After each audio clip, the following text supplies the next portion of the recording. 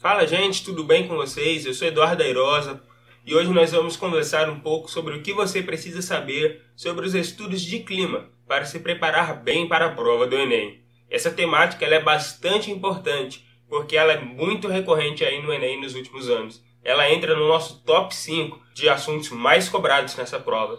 Então fique ligado para você não perder nenhum detalhe.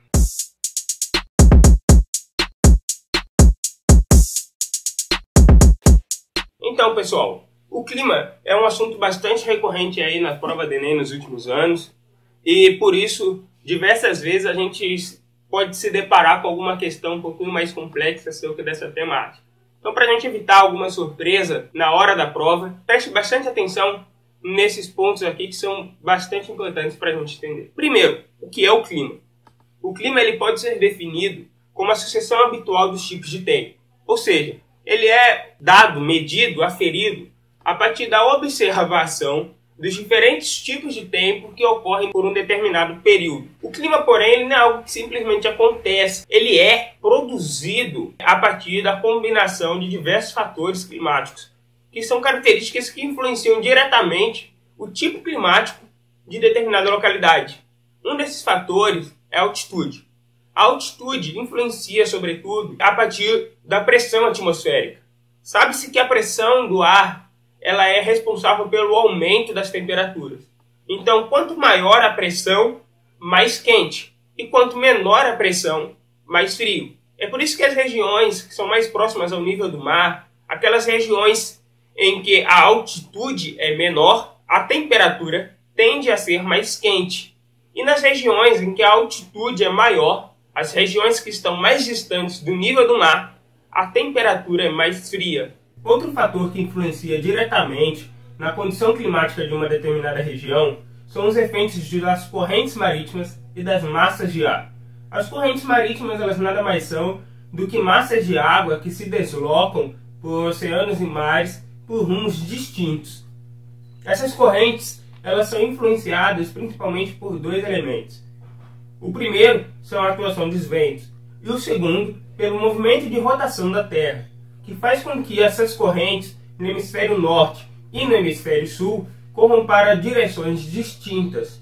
Dessa forma, as correntes no hemisfério norte elas correm no sentido horário e as correntes no hemisfério sul correm no sentido anti-horário. Essa dinâmica de movimentação das correntes ela é denominada de efeito de Coriolis. Já as massas de ar dizem respeito à dinâmica dos ventos, principal responsável aí pelo deslocamento da umidade e a distribuição de chuva. As massas de ar são porções de ar que são caracterizadas por terem umidade, temperatura e pressão internas específicas, influenciadas aí pelas características das regiões nas quais elas se formam.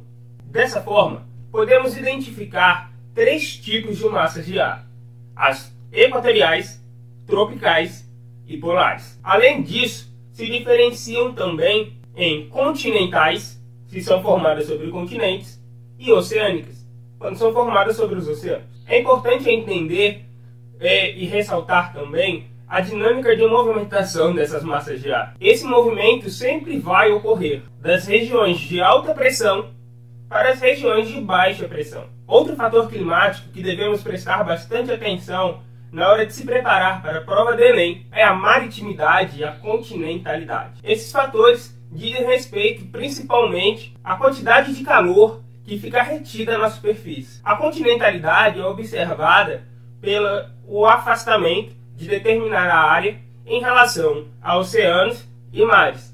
Quanto mais para dentro, maior o efeito da continentalidade e maior a amplitude térmica diária observada nesses locais. Dessa forma, nós podemos observar dias que são bastante quentes e as noites com temperaturas bastante baixas. Já nas áreas que são influenciadas pela maritimidade, ou seja, aquelas que estão mais próximas de oceanos e mares, a amplitude térmica observada diariamente é menor. E logo, a sensação térmica que nós temos é como se fosse mais ameno. Ambos os fenômenos ocorrem pela diferença de retenção de calor entre o continente e os oceanos.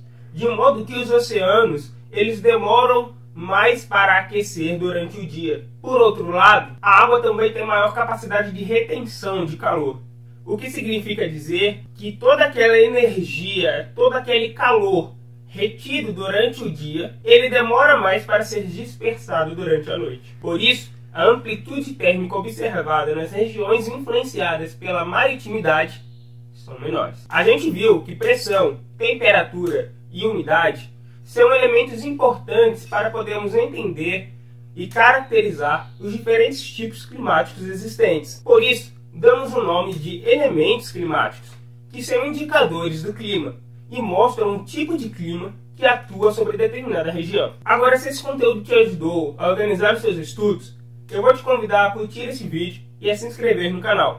Se você gostou, compartilhe também com seus amigos. Eu fico por aqui e me despeço de vocês. Um forte abraço e até a próxima.